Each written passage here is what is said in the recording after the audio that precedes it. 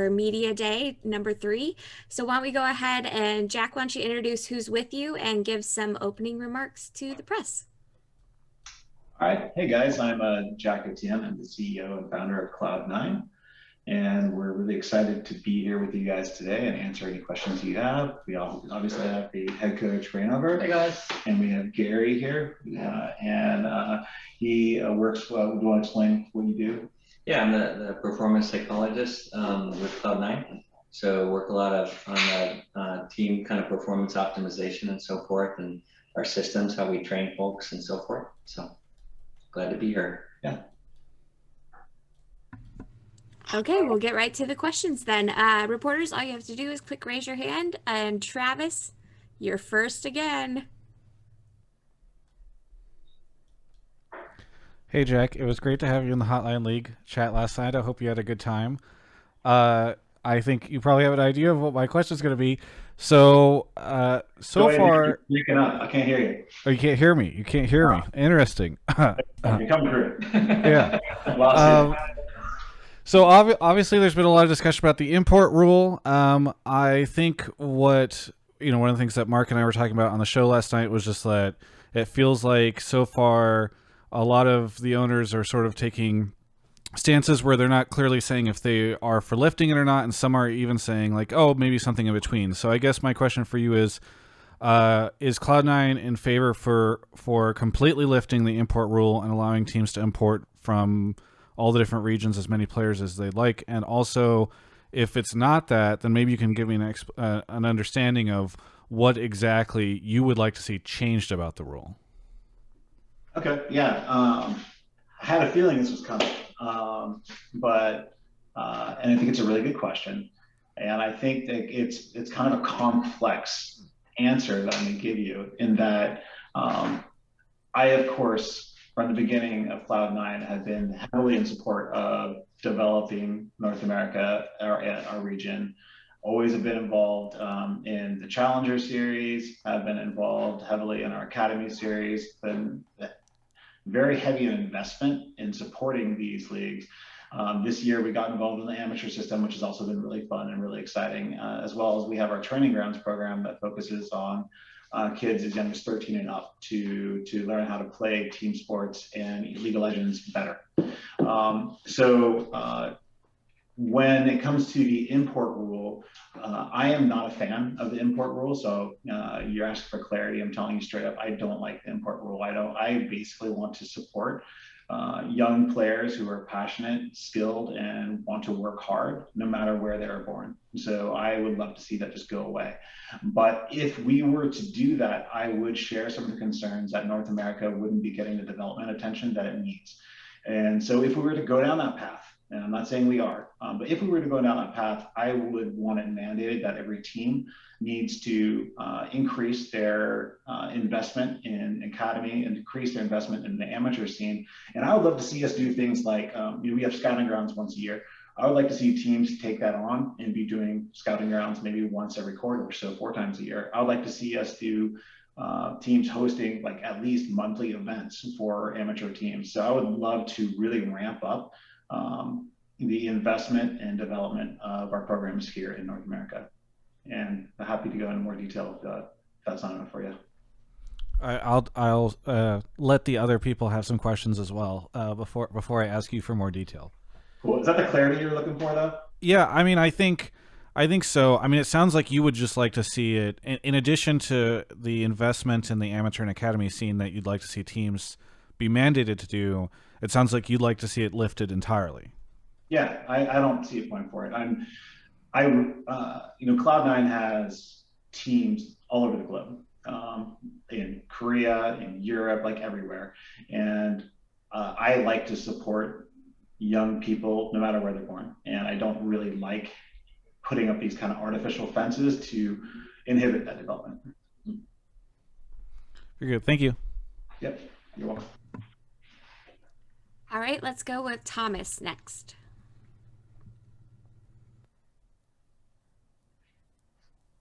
Hi guys, Thomas with Esports here. Jack, you'd mentioned some changes that you'd like to see to the LCS Academy. This question is for you and Reignover. What's the biggest thing that you think needs to be changed right now about the LCS Academy and amateur scenes to better promote younger talent? Um, for me, I would say for at least academy team. To be honest, I'm not 100% sure about the format right now, but it looked like the number of the games is pretty low. And I really think a lot of games experience is like most important for amateurs or academy teams. So probably the biggest thing is like having as much as like competitive number of game. Like for example, like the change we did on LCS, I think it's really, really good because we have more games. And then like the playoff format change is really good because we have more best of five available. So I would say, and also the kickoff tournament. Yeah, I think everything we changed for NA, at least for LCS teams, are really good. But academy, I feel like the game number is getting lower and lower. So yeah. Yeah, I 100% agree with what Renan was saying. That I think it's really important that these players get more experience on stage, even though we're all remote right now. And it really feels like our team, we're currently first place in the regular season of spring, and we're really getting going right now. But it's 7 games. Like I feel like we just started and we've already stopped. And I would love to see more events. I really like that there's like with Proving Grounds, there's going to be some integration between amateur and academy. I think that's really good. I think there's going to be some really good talent that comes out of that. But it's really important that we have more stage games, not less. So I'm quite certain that that's what we're going to be seeing in the future. I don't think the intention was to have so few games. So I'm hopeful that it will get better. And as he said, like I think the increase in games for the LCS has been super great. The other thing I would say is that at Cloud9, we've really made an effort to integrate our academy team with our LCS team so that the players get to know each other, the thoughts are shared, and I believe that integration really helps with the development of the academy players. I have not seen other teams in the LCS take that approach, and I think that it should be something that's pushed a bit more to make sure that we help develop our academy players to be ready for LCS stage. And like I can tell you that if we didn't have that integration that we do so tightly, guys like Blabber probably wouldn't have gotten a shot in the LCS. Same with Fudge, and same with Zazel, and same with so many other pros that have actually gone through the Cloud9 system and come into the LCS. There we go. Great, thank you. You're welcome. Okay, let's go with Jay Silver next. Hi, everyone. Thank you so much for coming to speak with us today. My question is for Jack and Reignover. Of course, just give me, there we go. So as most fans of Cloud9 know, that this is the first year that Cloud9 is without head coach Reaper. And Reignover, you and I talked about this at the end of the LCS lock-in finals, but I want to know a little more what the transition has been like between the two of you. And as a follow-up question to that, what have been the roles of Mithy, Vigar V2, and Max Waldo? Mm-hmm. Okay, so first question is how the transition worked? Yeah. Obviously, Reignover has been head coach of Cloud9 for multiple years, and now you are filling his shoes. Yes.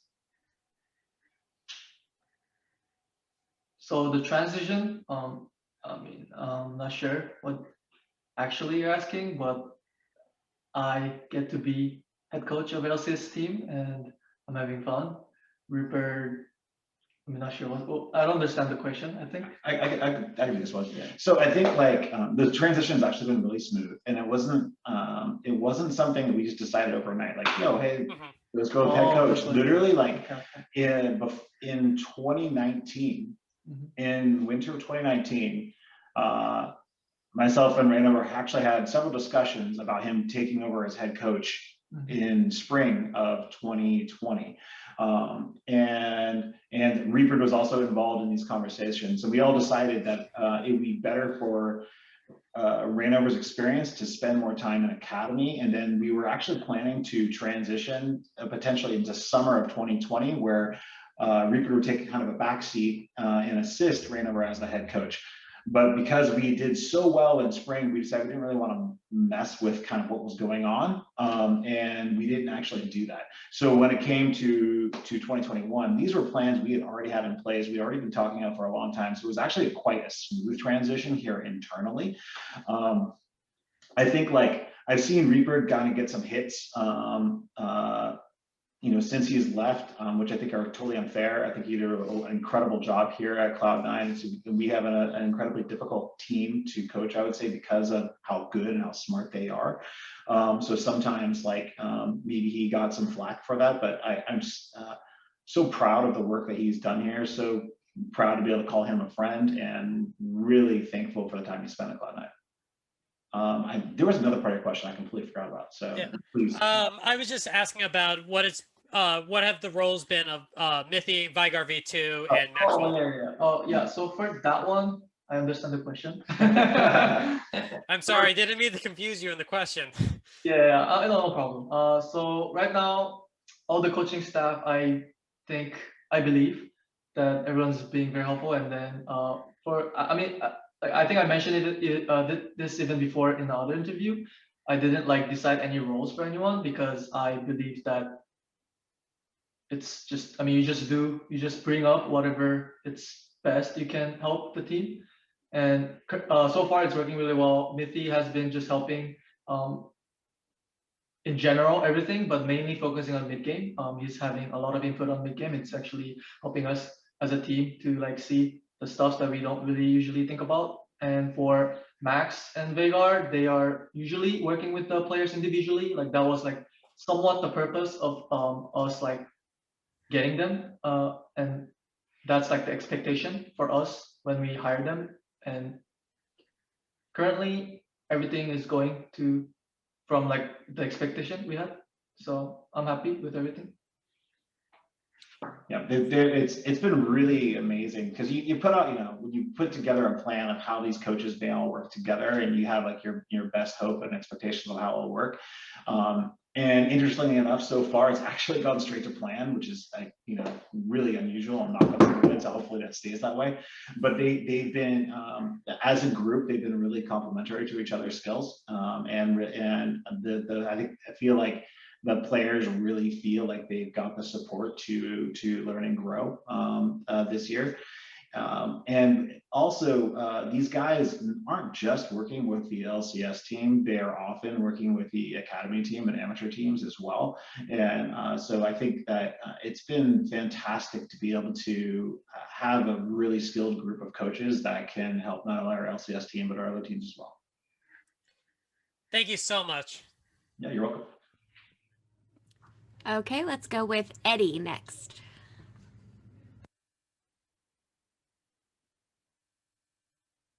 Okay, can you hear me? Yep. Confirmed. Give me just 1 second here. Okay, my question is for Jack. Right now, I see you. You are wearing everything Puma related. We know you've been working. You worked with Puma to bring this amazing clothes line.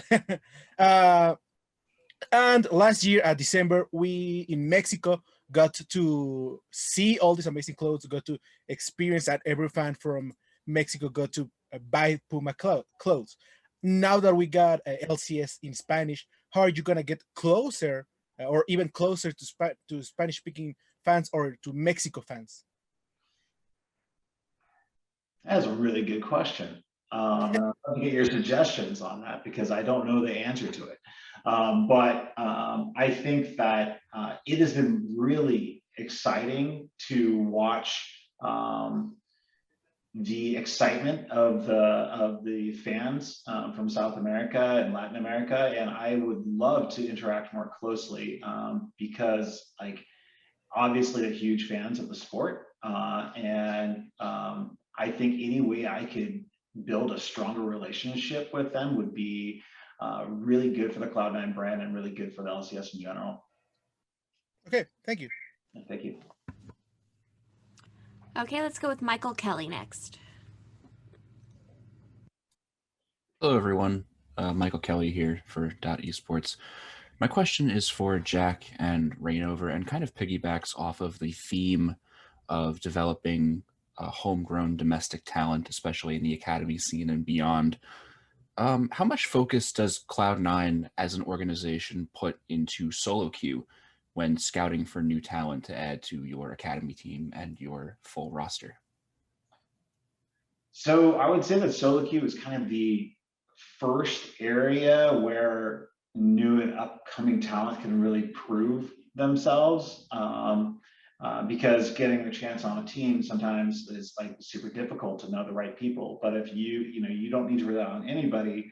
If you're smurfing in solo queue and you're getting up to like, top 50 players, you're going to get people's attention. So it's one of the first areas we'll be like, I'll be looking at the ladder and I'll ask Blabber, like, who is this guy? Because yeah, you can look good on the ladder, but Blabber and all of our players are playing with these guys quite a bit, and you'll be like, that guy's a smurf. So specifically, actually, Copy was a player that was identified to me by Blabber as like, hey, this kid's actually really good. We should figure out how to get him to be part of the team, because I played several games with him and I like him. I like his style, and I feel he's really good instincts on the game. So it is important for players that once they kind of have that right skill level to make sure that they do show up on the ladder and that they do have good behaviors in solo queue, so that because the first feedback I will get on a player is how they behave in these games. So like, even if you're a top 10 solo queue player and you're really high up on the ladder, if you're kind of a jerk like in these games, when I go ask the players, what do you think about this guy? Like, oh, he's actually really toxic, I don't like playing with them. That's going to really hurt your chances in actually working with us. But solo queue is very important. Mm-hmm. Yeah, I mean, I'm in the same page with Jack. Usually, whenever team is trying to hire a person, I feel like, yes, solo queue ladder is pretty good base. But I think also it depends like what kind of champion you're playing and like how you're playing those games. So ideally, you want to, like, if you're interested on some player, you want to watch how they play the game.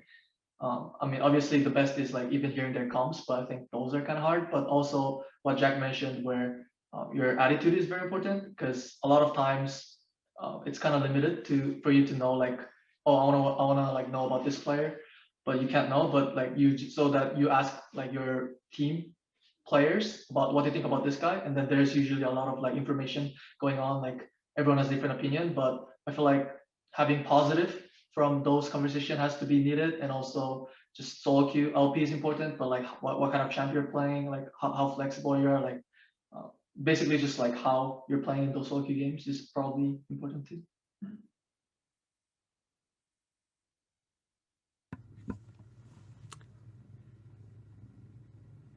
Okay, let's go with Brian Rockwood next.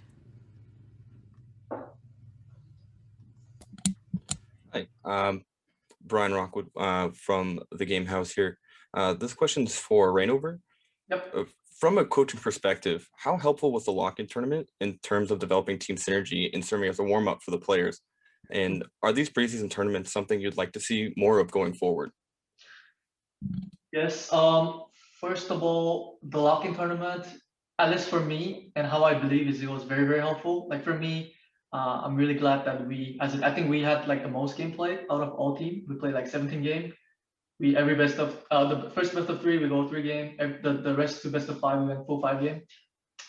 So we ended up playing crazy amount of game. Yes, it was kind of stressful somewhat, but I was really glad that we are like during the tournament as a C9, we had some issue. I don't want to like reveal everything right now, but we are able to like fix a lot of issue during the tournament. And then also like the teams are actually competitive, and like the teams we faced had their own like style and characteristic, and they were able to like absorb. Like for example, like both best of 5, we end up like losing first 2 game, right? Mm-hmm. And then we come back, and then we had to like make a lot of adjustment, like from our draft or like our plays, everything. And then like those kind of experience was like really good for us. And also like their strength, we get to know their strength, so it's easier for us to like prepare against them, how we play against them. And like it's also like something we can do if like they're doing something well to like punish us. And then we're able to like talk as a team. Oh, this team is doing this well. We should do this. Or this team is doing this well. This is how we're gonna like play against it. So I feel like the tournament was like really, really, really good for us, and I think it should be there always. I'm pretty sure every team that joins and plays it benefits. All right, great. Thank you. Okay, let's go with Matt from Stacked.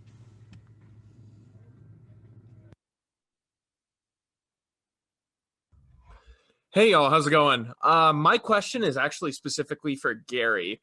So, as a performance psychologist, you have the singular task of working with young people who spend a lot of time on the internet, for better or for worse, and especially in an online game.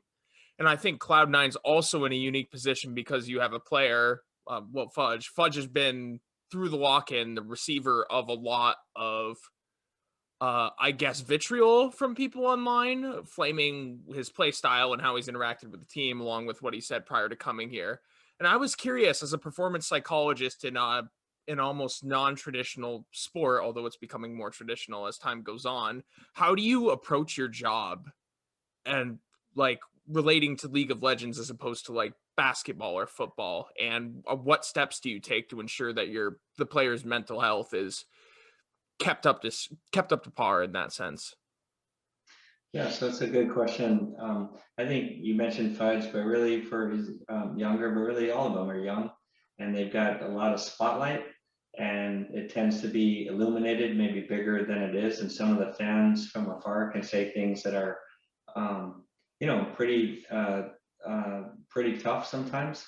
But I think that what we try to talk to players about a little bit is, don't believe all the hype about you, and don't believe all the, the tough things that are said about you.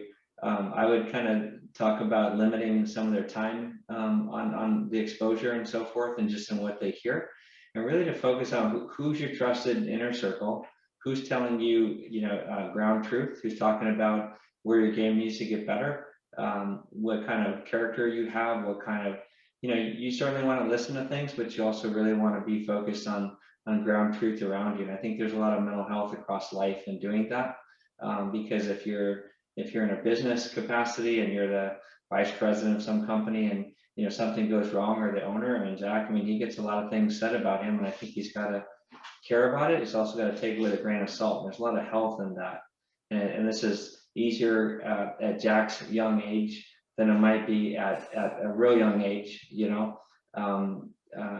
I think it's, and he models that, and I think it's good for staff to kind of model those things for our players, and to know about it, and kind of help them titrate some of those comments. So I think that was your question, more about the mental health and the approach.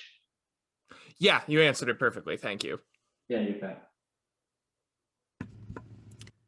Okay, up next, Danny Appleford. I'm gonna take a moment. I'm a little thirsty here. Oh yeah, go right ahead. Hey guys, this is Danny Appleford from Daily Esports, and we've talked a lot about younger talent in the League of Legends scene. But what comes to mind is even the younger scene in like the high school area. The team that comes to mind for me that's really bringing up that talent is 100 Thieves. They got their 100X team, then their academy team, and their main roster. For Cloud9, do you see any benefit to potentially making a roster that's at that high school level and building them up from there? We have our amateur team, and we also have training grounds where we're reaching literally hundreds of kids, 13 and up. So we definitely see a lot of value in it. The current rule set does not allow us to sign or work with any players that are under 15, 15 or 16. So we can't really sign teams that were 13 and up at this point. I wouldn't be opposed to do that if those rules changed, but I definitely am a huge believer in developing at a young age. A lot of these kids may have not had the opportunity to be a part of something like AYSO, where they learn a lot of teamwork. But those things are essential in a team game, and that's why we've really leaned in heavy into our training grounds program, where we can reach like mass audiences of kids. Perfect, thank you. Okay, let's go back to Travis. Back. Hey, Reignover, there has been some criticism recently of Cloud9's drafts, most prominently from LS, who had some vocal tweets about it. I am curious, one, do you agree with the criticism? Do you think like the drafting is not where you want it to be? And two, just generally speaking, where I guess what do you think of sort of the state of everyone talking about all the different drafts and stuff? Because it feels like a lot of people have a lot of opinions right now, specifically about all the teams' drafting decisions. Yeah, I might not be able to answer perfectly that question because I don't really know what's the criticism because I haven't like read them. But I think I do believe, I do agree that there were some stage game. We had some very hard execute draft. I think it happened 2 times already against EG. But outside of that, about the draft wise, we're just trying to play whatever we practice during the week and whatever we think it's good, it's strong. During the as we like practicing as a team. But one thing I want to mention is that we are constantly talking about the draft, and I'm trying to make everyone comfortable basically during the stage. So in that aspect, the draft is going well because we are mostly pulling off like what we practiced. So, and that's also like a plan in the future too. So, yeah, basically that's the answer. Thank you. Okay, we have about time for one last question for Cloud9. If there's anybody who wants to ask maybe Jack about all the product placement he's been excellent at during this entire interview in the AT&T Comms Hub while he's drinking a Red Bull wearing Puma. Thank you. I appreciate that. Would you like to throw in any more sponsors while we're here, Jack? Travis, because that picture just inspired me. Last call for questions. Otherwise, we're going to let it go. Okay, Jay Silver, you got one. You got our last one. Hi again. I'd like to ask another question to Gary, following up on Matt's question. Can you talk about any of the struggles that you've run into when trying to get younger players to work on mental health, especially during this ridiculously difficult time?